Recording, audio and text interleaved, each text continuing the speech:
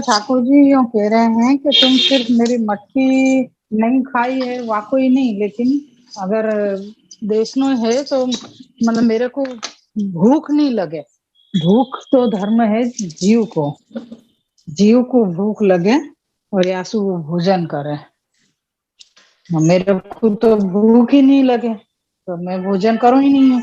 तो मैंने दूध वगैरह, दूध, मक्खन, दही, मतलब मैंने मट्टी का, मैंने तो ये कुछ भी नहीं खाया हुआ है, ऐसे ठाकुर जी कह रहे हैं। तो फिर भी तुमको तो यशोदा जी कह रहे हैं कि अरे ये तो कह रहे हैं कि मेरे जीवा ही नहीं है, तो अब तो मैं इनको कहूँ कि नहीं, अब तो मुख खोल के आप दिखाई दो। तो यशोदा जी कह रहे हैं कि ये जब इतना कह रहे हैं कि ये तो रोज माखन ने, दही ने सब खावे, और ये तो कह रहे हो कि जाके तो जीवा ही नहीं है, तो मैं देखूं तो सही। तो सच्ची में मतलब उनको ये तालावेली हुई कि हाय हाय कि सच्ची में जीवा नहीं है का। तो देखने की उत्सुकता ज्यादा हुई, तो कि हाँ अब तो तुम मुख खोल के बता ही मको, अब तो क्या तो तुम दिखाई दे तेने मट्टी खाई है कि नहीं खाई है करके।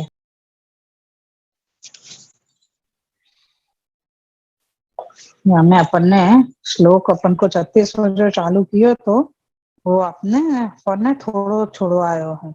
हाँ, ठाकुर जी ने यो कही ना कि जो लौकिक कार्य कियो तो वो कौन सो, तो के यशोदा जी ने कही भी मुख खोलो, मुख तुम खोल के बताओ अब तो तुम्हारे जीवा है कि नहीं, ये तो ठीक है, पर तेने मट्टी खाई है कि नहीं ये मेरे को जरूर देखना है। तो जब वो खुलवाए तो या को मतलब ये है तो कि बालक हैं आप, पुत्र हैं, तो लौकिकवत कार्य कियो, लेकिन ये कार्य श्री ठाकुर जी ने क्यों कियो। तो या को खुलासा करते हुए कह रहे हैं कि आप ब्रजभक्तन को निरोध सिद्ध करने के लिए ही ब्रज में पधारे हैं। यासु आप यशोदा जी की जो बात है वो आप मान रहे हैं, और बाल लीला के साथ ही यानी लौकिक कार्य के साथ ही आप ब्रजभक्तन को निरोध सिद्ध कर रहे हैं, यहाँ पे ये प्रकार आपको बताया। तो ये ठाकुर जी मतलब दो, एक तो अपने माता के ऊपर कृपा करी आपने, कृपा करके उनको ज्ञान योग्य बनावे के लिए आप अपनो ब्रह्म स्वरूप बता रहे हैं कि मैं ब्रह्म हूँ, और मतलब मैं, मेरे को क्षुधा नहीं लगे, यानी मेरे को भूख नहीं लगे, और मुझको भूख नहीं लगे यासु, मैं खाऊं भी नहीं, क्योंकि मेरे वो जीवा ही नहीं है। भूख क्यों नहीं लगे, क्योंकि मेरे वो रस इंद्रिय लेवे के लिए वो इंद्रिय ही नहीं है मेरे पास। तो इंद्रिय ही नहीं है तो फिर वो क्या प्रकार से नेवा को मैं इच्छा करूंगा खावे की। तो ये हमें बता रहे हैं।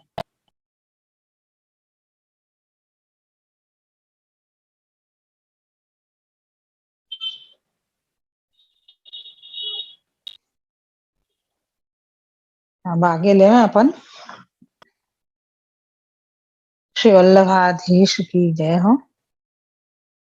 श्री कृष्णाय नमः। श्री गोपीजन वल्लभाय नमः। श्री वाक्पति चरण कमलेभ्यो नमः।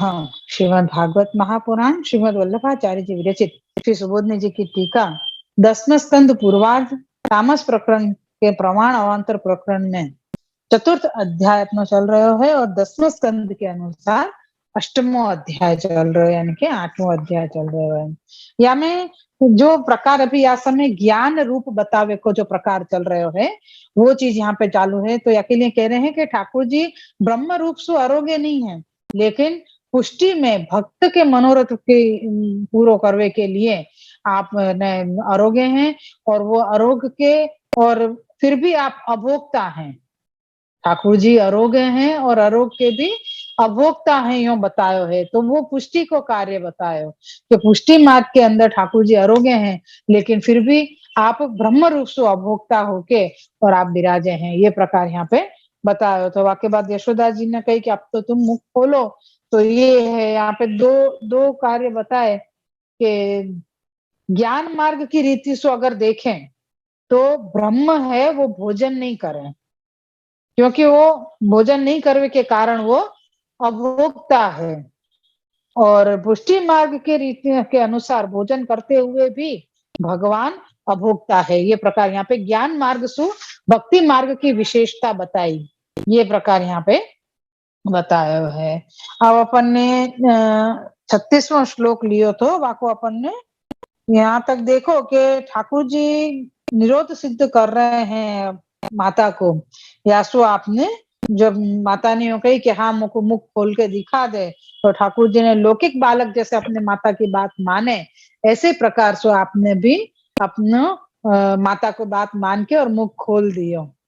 तो मुख खोल के आपने क्या कियो, तो कह रहे हैं कि उसमें कृष्ण ने माता को सारा विश्व दिखाने का जो अलौकिक कार्य किया, उसका आशय था कि यशोदा का निरोध करना। इसलिए सुखदेव जी ने स शब्द से यह जता दिया कि उसने यानी निरोधार्थ आए हुए ने मुख खोला, यानी ठाकुर जी ब्रजभक्तन को निरोध सिद्ध करने के लिए पधारे हैं। यासु आपने अपनी माता की बात मान के और मुख खोल दियो। उसमें निरोध करने की सामर्थ्य है, इसलिए सुखदेव जी ने उसको भगवान कहा है। ठाकुर जी में सामर्थ्य है, यासु भगवान कही है, किंतु भगवान कहा है अर्थात उसमें षड ऐश्वर्य आदि गुण प्रकट थे। न केवल षट गुण वाले हैं, किंतु वह हरि दोषों को हरण करने वाले भी हैं।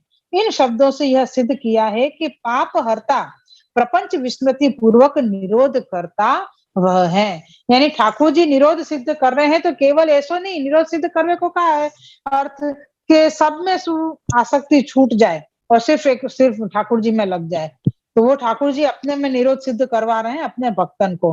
तो यहाँ पे कह रहे हैं न केवल वो भगवान है तो भगवान कौन को कही जाए। अपन ने पहले भी अध्याय में देखे हुए कि जिनमें षट गुण हैं, ऐश्वर्य, वीर्य, यश, श्री, ज्ञान और वैराग्य, ये गुण जिनके अंदर हैं वो भगवान के वावे।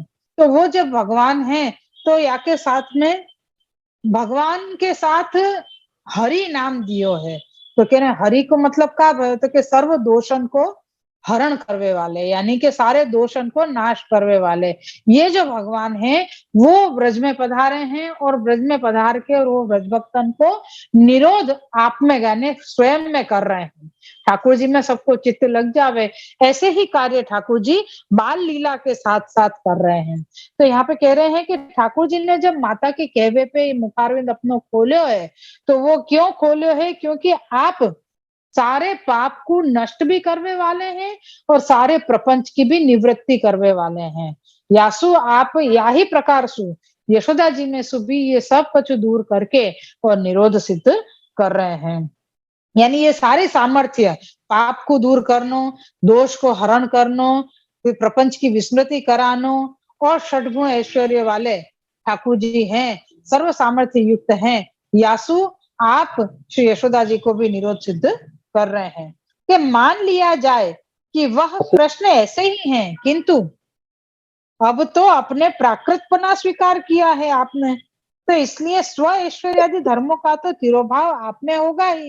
इस शंका के निवारण के लिए श्लोक में सुखदेव जी ने अव्याहतेश्वर्य पद दिया है। यहाँ पे कोई ये शंका करे कि भाई हाँ चलो तुमने कही कि भाई कृष्ण तो ऐसो ही है, कैसो है, तो कि जब षटगुण है और पाप को हरवे वालो है, पाप को खत्म करवे वालो है, दोषण को हरवे वाले हैं और प्रपंच की विस्मृति करावे वाले हैं, तो ये सब कार्य है। हाँ तो ये भगवान में तो ये सब होंगे, लेकिन या समय तो ये भगवान ने प्राकृत बालक को रूप धारण किया है, यानी प्राकृत मनुष्य को धारण किया है ना रूप या समय, तो या समय तो सारे ऐश्वर्य सब तिरोहित हो गए होंगे।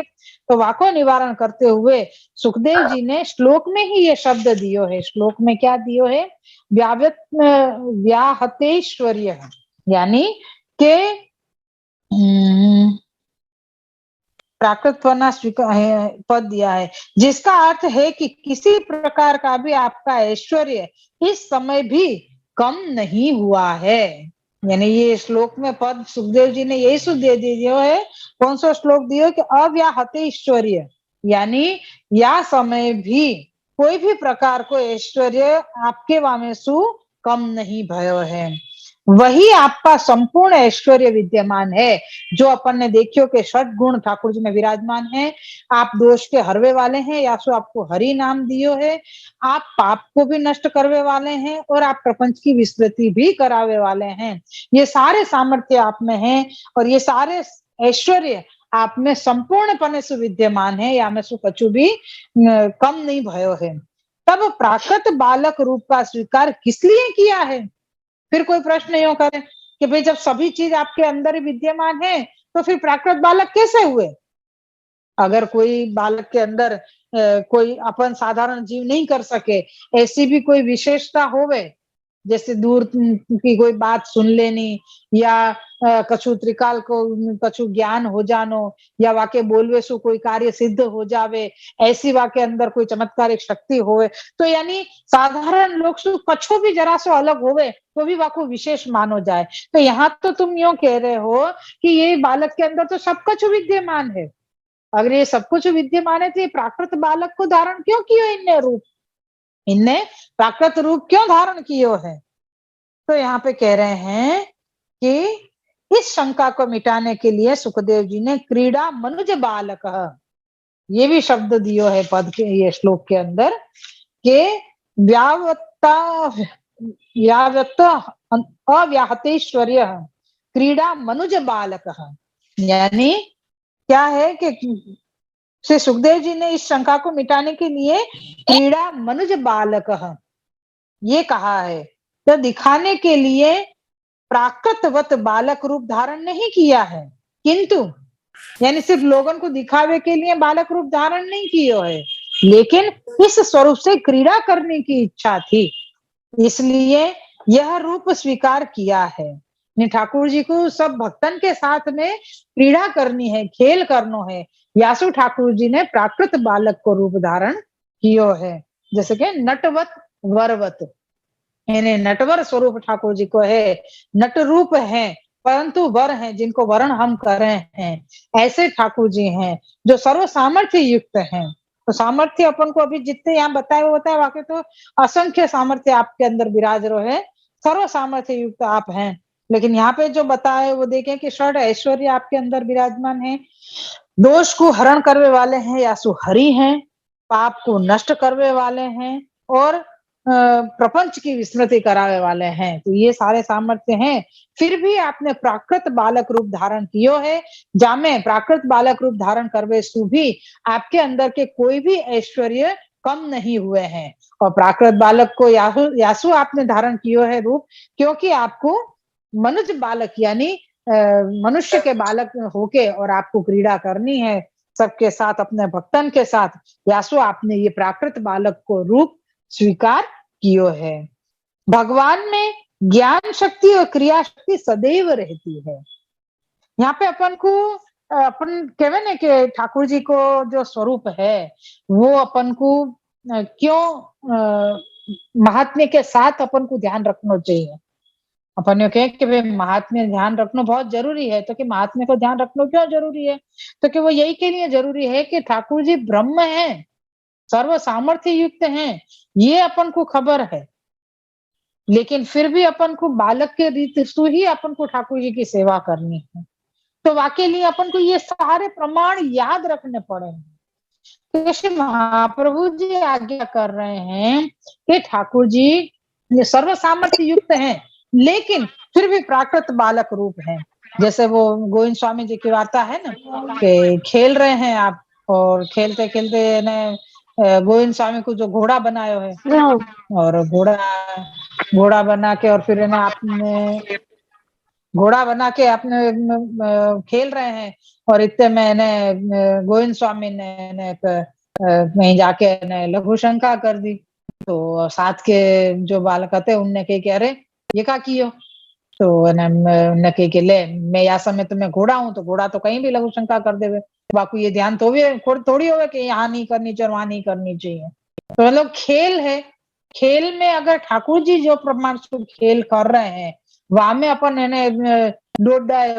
अरे अरे आप तो प्रभु हो, आपको तो ये नहीं करना चाहिए, या हमको आपके साथ ऐसे नहीं करना चाहिए, हम आपको थोड़ी आप छुपोगे कहाँ, हम आपको कहाँ पकड़वे जाएंगे, या आपसे हम थोड़ी जीत सकें, या ऐसा सब अपन कछु करेंगे तो ठाकुर जी को अपने साथ खेलने की मजा नहीं आएगी। तो ये है कि ठाकुर जी को क्रीड़ा करवे को क्रम जो भी है वो मनुष्य बालक की तरह है, यानी मनुष्य के बालक की तरह है, तो अपन भी वही प्रकार महात्म्य भूलना नहीं है, लेकिन ठाकुर जी जो खेल कर रहे हैं वह खेल में आपको साथ देना है।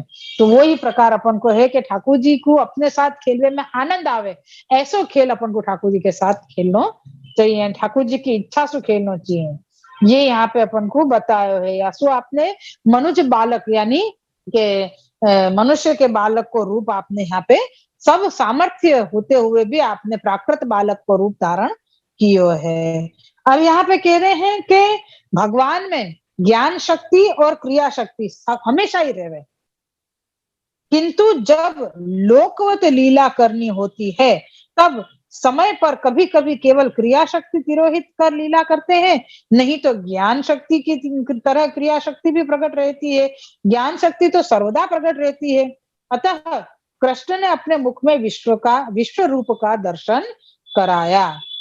अब ये श्लोक यहाँ पे पूरा हुआ। यहाँ पे हम कह रहे हैं कि ज्ञान शक्ति और क्रिया शक्ति ठाकुर जी में हमेशा ही रहे, पर कभी कभी लीला के अनुसार आप क्रिया शक्ति को तिरोहित कर देवे। ज्ञान शक्ति तो सदा ही रहे, ज्ञान शक्ति कभी तिरोहित नहीं होवे। क्रिया शक्ति तिरोहित होवे का मतलब है कि ठाकुर जी मानो के परवशता बता रहे हैं, अगर आप कहीं से बच भी सकते हो या कोई चीज ले भी सकते हो फिर भी नहीं लेंगे।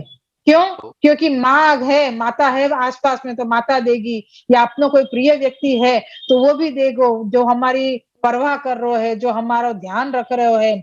अगर ऐसो कोई भक्त आसपास है तो वो करेगो, तो वाक्य कारण क्या होएगा, ठाकुर जी को भी आनंद आएगा और वह भक्तों को भी आनंद आएगा कि मैंने ठाकुर जी को सुख दियो, या ठाकुर जी को जो इच्छित હતો वो कार्य मैंने कियो। तो ये प्रकार से ठाकुर जी अपनी क्रिया शक्ति यानी अपनी परवशता बतावे भक्त के सामने कि मैं ये चीज मैं नहीं कर सकूं, तू ही कर दे।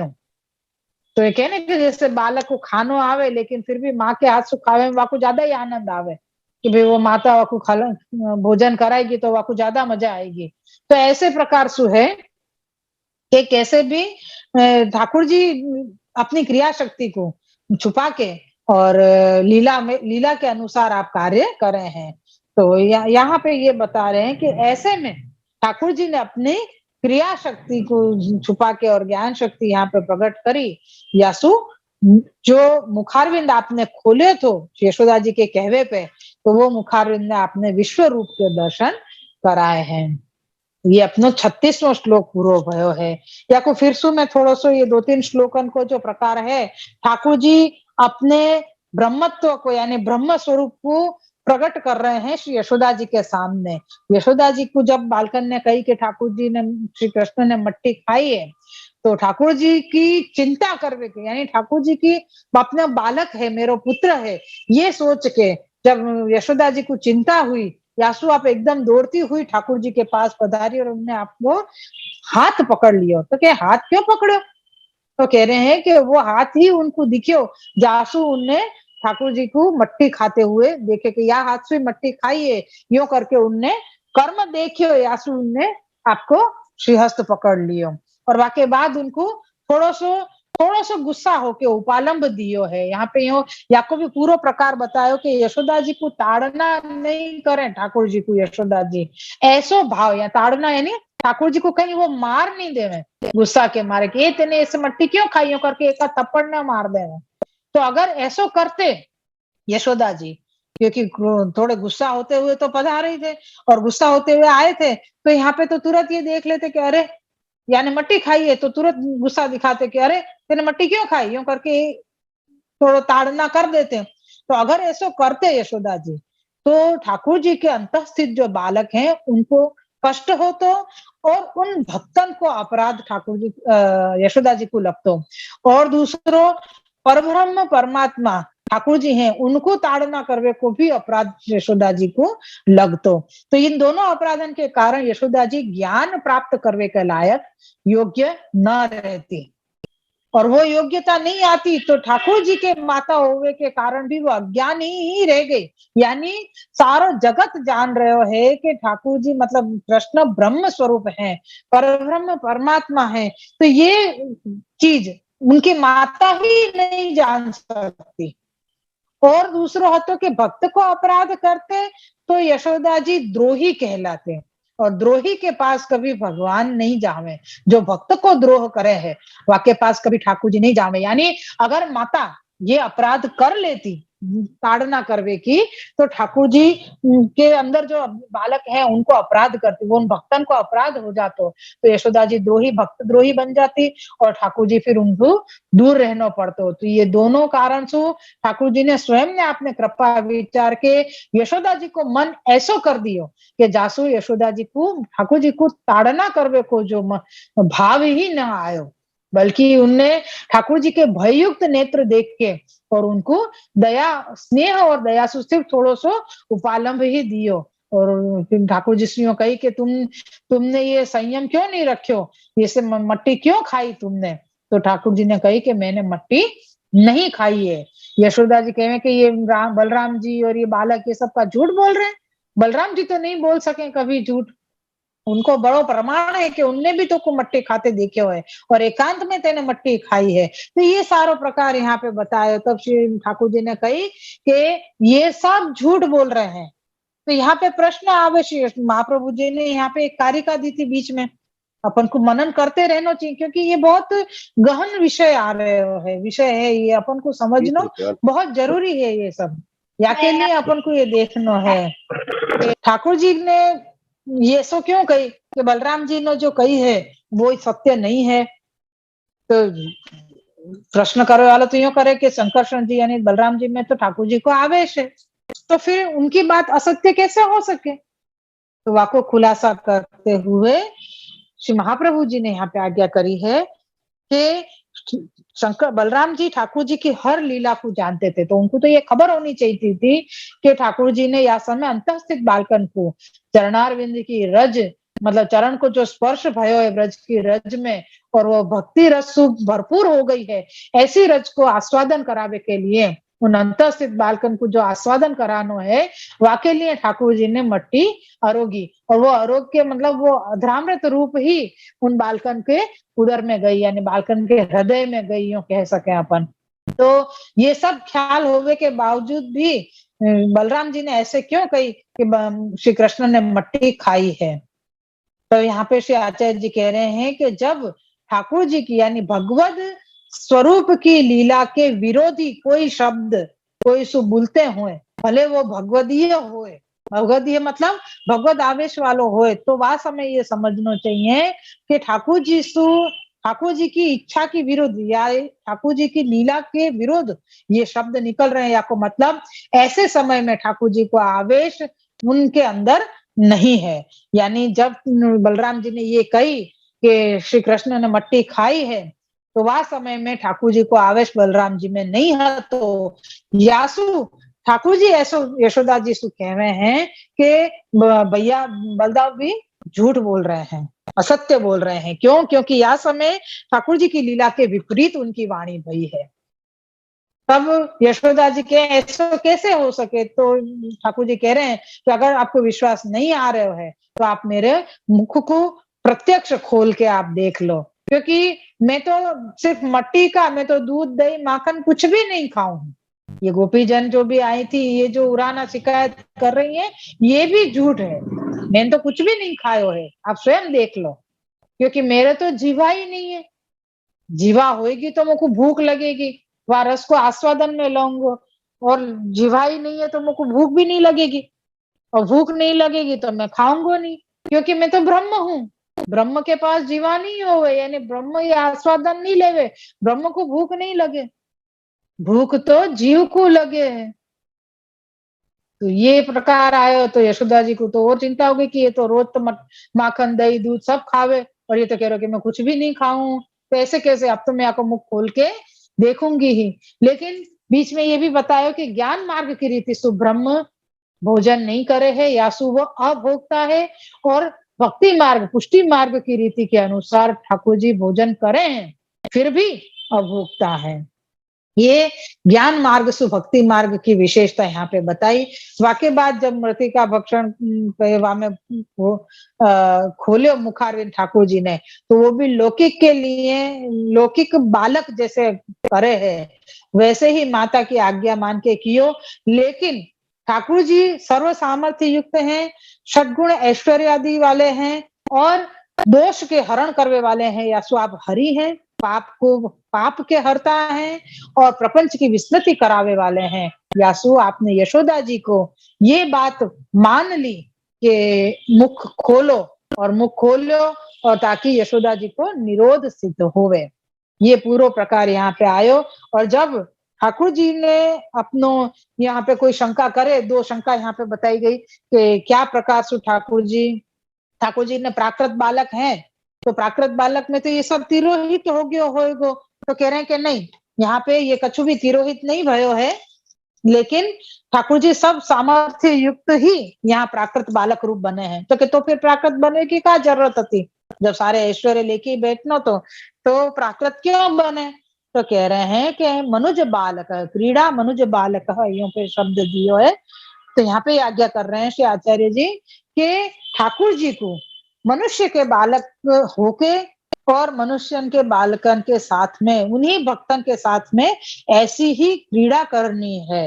व्यासु आपने प्राकृत बालक रूप धारण कियो है, अतः आपने अपनी क्रिया शक्ति छुपाई है कभी और तिरोहित करके और लीला करी है। और ज्ञान शक्ति सु आपने या समय, ज्ञान शक्ति कभी तिरोहित नहीं हो गए, यासु ज्ञान शक्ति सु अभी या समय आप ठाकुर जी मुख खोलो है और मुख में आपने यशोदा जी को विश्व को दर्शन करायो है। ये प्रकार यहाँ पे आयो है। अपना 36वें श्लोक पूरा हो गयो है। और अभी मृतिका भक्षण के अनुसार जब तक यशोदा जी ठाकुर जी की शरण ग्रहण नहीं करेंगी तब तक के 6 श्लोक और हैं अभी हमें। तो वो पूर्व मृतिका भक्षण के अनुसार अनुसंधान में ही है, या वो भी अभी आगे आएंगे। श्री वल्लभाधीश की जय।